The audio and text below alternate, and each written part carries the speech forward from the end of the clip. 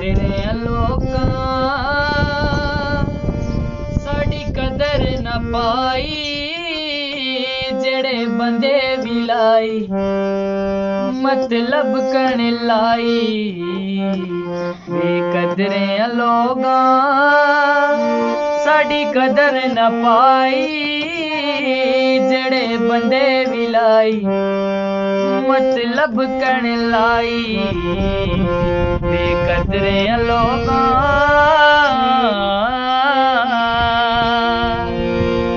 जी जी करके फायदे चेंदी रही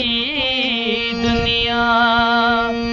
माड़े वक्त च अगली ओ ना रही दुनिया हुण रुलदे वधिया कै खबर नचाई जेड़े बंदे विलाई मतलब कण लाई बेकदरे लोगा